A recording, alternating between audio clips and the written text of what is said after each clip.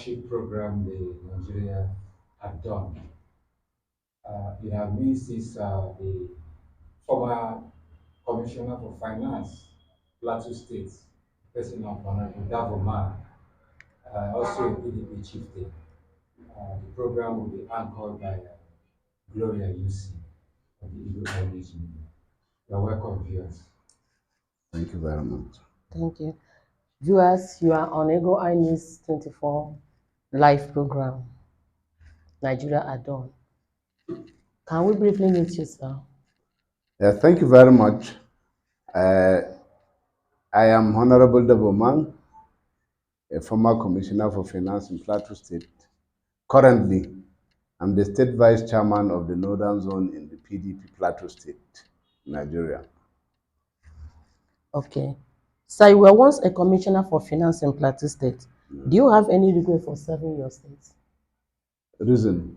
Do you have any regrets for serving your state? Not at all. If anything, I am very, very proud to have served my state in that capacity and to have contributed my quota meaningfully within the period I served, first as a PAMSEC from 2008 to 2011, then as a commissioner from 2011 to 2015. I've had no regret. It has had an eventful tenure with lots of impact. And a lot of people who knew what we did, most of the developmental strides in Plateau is traceable to that era. Okay. Many have tried to compare the administration of your former principal, Governor Jang and Langlong. Do you see any comparison? Well, not direct comparison, because perhaps the situation they found themselves is different. The style of administration and the leadership quality could be different. The focus is different. So you cannot compare, because while you know that the administration of Governor Jang focus on infrastructural development, human capital development, and some aspects of governance. We know that during Lalong's tenure, we witnessed less of the infrastructural development. And maybe he could be good in some other aspects, but there is no basis for comparison. Okay, sir. Sir, you were a frontline House of Representative aspirant in the state. What happened to that aspiration? Well, like any other endeavor, I put myself up to represent the people of Barkinlade Riom in 2008 in the House of Representatives. 4 of us contested under the PDP. Some other people contested under different platforms. However, God gave it to the current Senator and Senate Minority Leader, Honorable Mutfwang, who emerged as a winner. In every electioneering process, there's bound to be a winner, and God chose Mutfwang at that very period in time to represent us. Okay. Many people see you as one of the PDP foot soldiers that were instrumental to the emergence of Governor Mutfwang as Plateau State Governor. Are you fulfilled with his election? Very fulfilled. I'm a happy man. We put in our best, and together with all other stakeholders, mobilize the populace to effect a change in Plateau. Because we thought the direction the state was going was not proper enough and was not going to yield the desired development in the state. People saw reason with us. We mobilized resources, both human and material resources, across the state, and particularly in the northern zone. And we gave massive support. So I feel fulfilled that we won, and won decisively.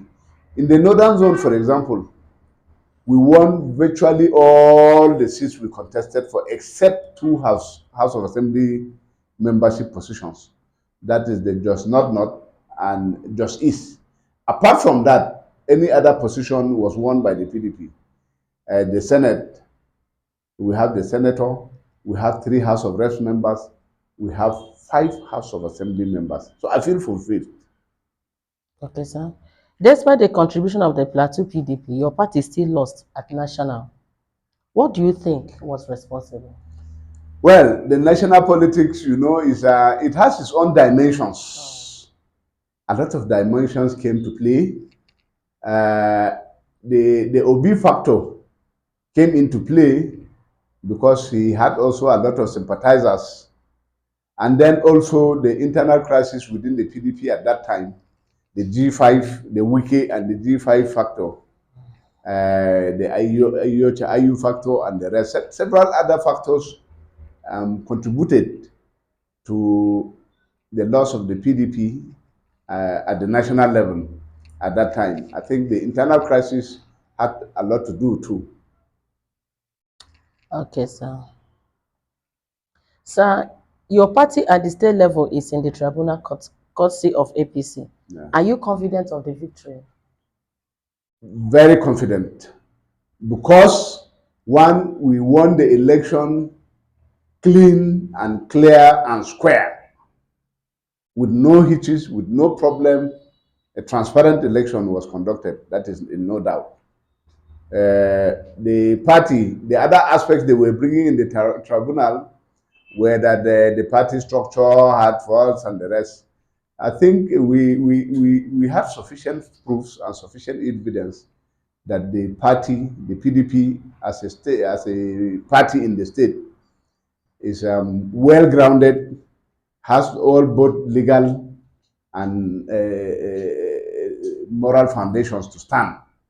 We do not have any encumbrances. We conducted elections about 3 times, and the records are there, witnessed by INEC, witnessed by all the stakeholders in the election process, and we don't have any issue. So we don't have any cause for concern in the tribunal.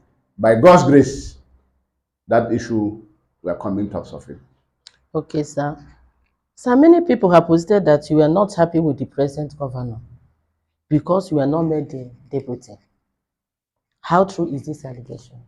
No, it is wrong. I didn't aspire for the deputy governor's seat. And you know the deputy governor's position is the prerogative of the governor, who chooses the person he can work with conveniently. And in his wisdom, he thought a woman would be better. He chose Mrs. Pio, and he had the party's blessing. I'm one of the party key stakeholders, being a member of the state executive committee of the party. His choice was endorsed by the party, even in writing, very clearly. So it was wrong insinuation for people to think like that. Well, in politics, people have their own views. They could speculate, but it is not true. Okay, sir. Sir, let's go to the national. How will you assess the present president, Tinubu, led APC government in Nigeria? Well, I will assess Tinubu's government as good and bad. Let me start with the bad, then I round up with the good. The bad is that the policies he introduced immediately on assumption of office are highly anti-people's policies. You can see, I was reading in the news this morning that we may buy fuel as much as 750 naira a liter. Already, people are really suffering. The poverty rate has really increased. A lot of people are sleeping on empty stomach. No food to eat. They cannot even fuel their cars. You know, fuel jump at that time from 100 and something naira to 500 plus to 670. Now it's speculated to be 750 very soon. We hope it does not happen that way. Secondly, you know, that has a multiplier effect. It has increased the prices of virtually everything in the market. Everything had prices quadrupled. The foreign exchange, we are buying dollar for 900 and something naira now. And you know the implication of the dollar vis-a-vis the inflation rate in the country, because we import virtually everything. Therefore, when the naira crashes, we are likely, the inflationary trend is likely going to increase, further worsening the economic situation of the country. That is the bad aspect of it. But on the good aspect of it, I think that he hit the ground running by trying to put a cabinet, first of all, within the security apparatus. He tried to reorganize them and bring a certain level of professionalism and balance in the appointments. And we can see the impact in trying to curb insecurity. It is just 2 months plus, but so far I think we can mark him good in that in those areas and some policy directions that he has taken. The another one that he has taken, the policy that he has taken that looks positive to us is he had moved to remove multiple taxation within the Nigerian economy. You know, businesses suffer. The local government will tax you, even the community level will tax you, the federal government have multiple taxes, various agencies have taxes all along the way. People block the road and collect all sorts of taxes. And it makes businesses, the incentive for businesses become dampened because we are paying so much more to retain a business, and it translates into the inflationary trend. He has tried to reduce that one, to remove the multiple taxation, which is also a very good policy. And his cabinet that he has tried to assemble is a mix, which is good, of both the technocrats and the politicians. And I think he seems to be moving right. But the economic policies, if not, needs to be redressed. And if you don't increase the purchasing power of Nigerians, for those who are working, they need the salary. You need to review their wages, and then create incentive for the vulnerable people and those who are disadvantaged by this policy. So if you do not provide some palliative measures and people go too hungry continuously, it may bring some level of disenchantment within the government. Okay, sir. Are you happy with the appointment of calibers of ministers so far? Yes, so far they look good, and so far they may look good to deliver. Although, as a PDP person, I have the belief that if the PDP had won the federal and Atiku had won the federal government, the economic policies would have been different. I think Nigerians would have been smiling much more than now. Okay. Some people may argue that it is too short to assess him in terms of security. Do you agree? It's too short, quite all right, but you know the initial steps matters. He had given an impression. See how he mobilized to Mango. Immediately, this security situation happened in Mango. In fact, the entire security apparatus from the state to the federal moved to Mango with all sorts of equipment, and Mango is getting calm. And we can hear similar things in Zamfara, where the Air Force is up for the bandits very well. You can see that there are limited cases of kidnaps, unlike before that every day is reported. It might be too early, but the initial moves look positive. Okay. Your party at the national is in a reconciliation. Do you think they have learned from their past mistakes? Yes, I think the party has learned, and the party is reconciling. The party is positioning itself that at the tribunal, if God grants us victory at the federal level, at the tribunal, the party will come out stronger in government, and I think Nigerians will smile. Okay. Since the emergence of Governor Caleb as Plateau governor, there have been a continual onslaught in insecurity in the state. What is your take?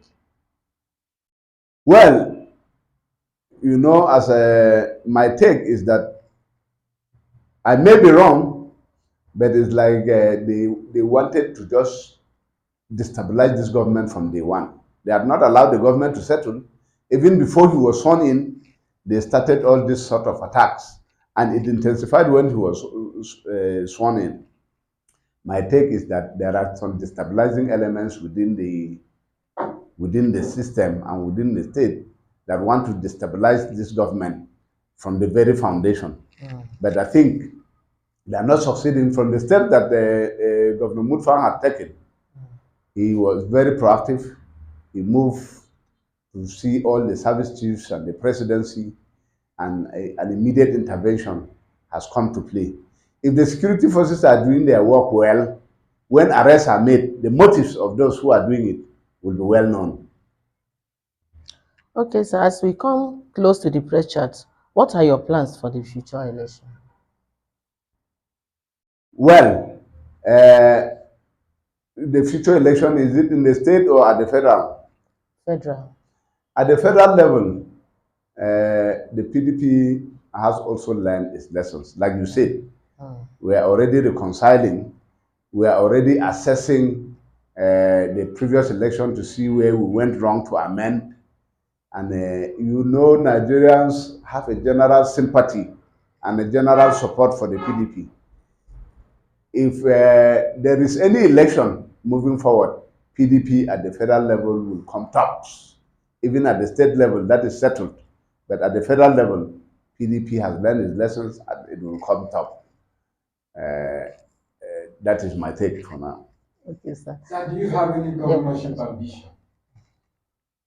No, not for now, because PDP under this Gov.Mutfwang is going to be, by the grace of God, rule the state for initial 4 years, and we hope that he will continue and rule for the next 4 years.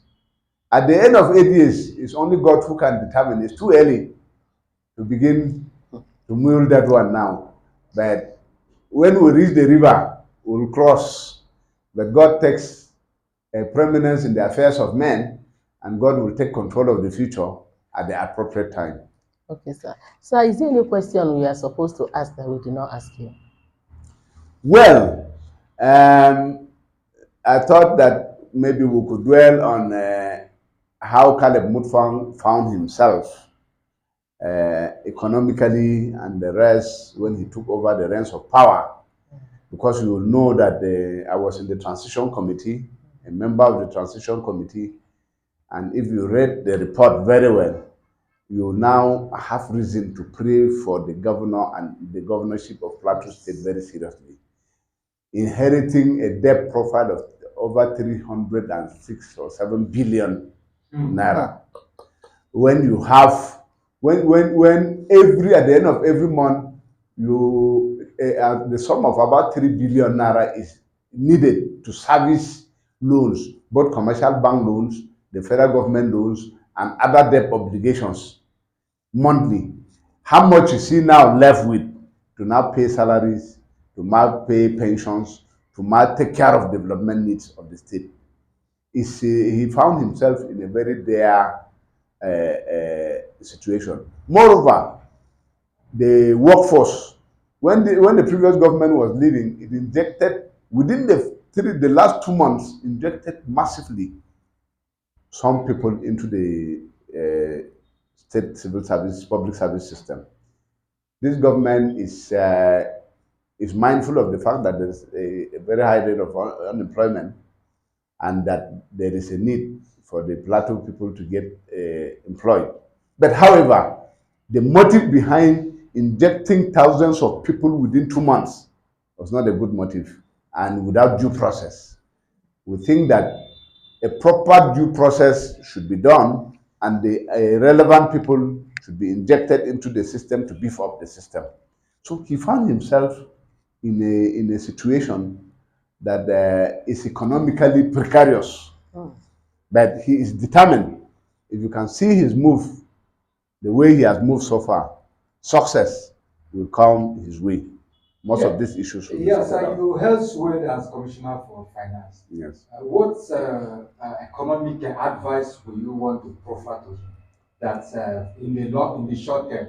Good. In the short term, they should reject the internal revenue generation mechanism.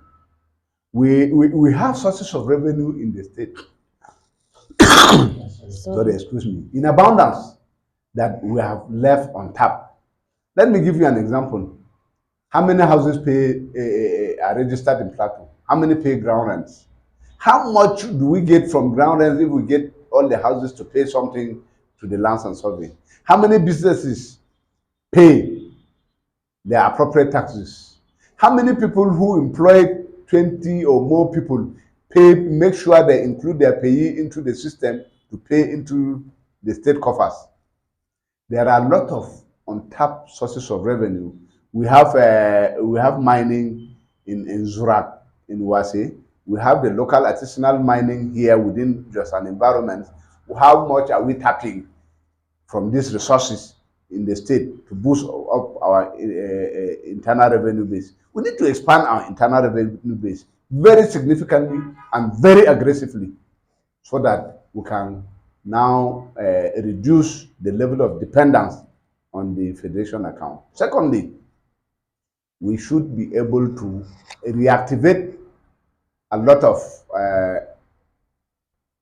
agencies such as the ASTC, the Agricultural and Training Center in the Hard Sports Centers, one in Kasa, the other one in Vom, the other one in Mangu, and of course in Shendam. If we can boost the agri sector very well by reactivating the ASTC and get the youth engaged in agriculture and do a proper value chain so that when you produce, you have where to market, you have where to process, and then you earn an income. Government earns taxes from there. The people go happy with their income. Unemployment is reduced. I think it will further dampen and further reduce the pressure that is existing within the polity.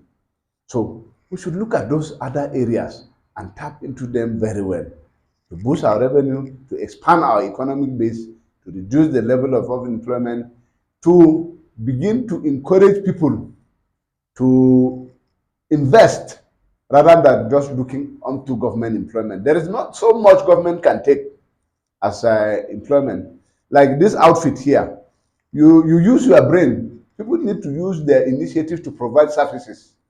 There is much more you can do if you go to school rather than just waiting for handouts and government employment. When that government employment comes, it will come to a very few people. But a lot of the people, if you see developed countries that drive their economies, it's the private sector. You can see the Bill Gates, the Elon Musk, the WHO, or in Nigeria, the Dangotes and the rest, and not the government employees.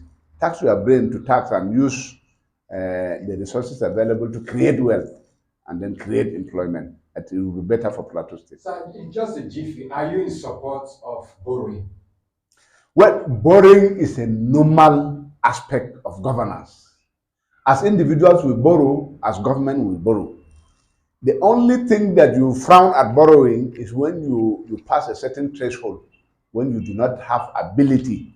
You borrow indiscriminately and you do not have ability to pay, and you put yourself in a financial stress, and it affects the delivery of other services. Otherwise, borrowing is good. Borrowing is not harmful, but indiscriminate borrowing without due process and shooting the threshold of your capacity to repay, that is where the problem is. Okay, thank you, sir. Viewers, we have been watching Eagle Eye News 24. We have been with the former Minister of Finance, Yeah, Commissioner. Commissioner for Finance, Gov.Mutfwang. Sir, thank you for honoring our invitation, sir. Thank you very much, and God bless you.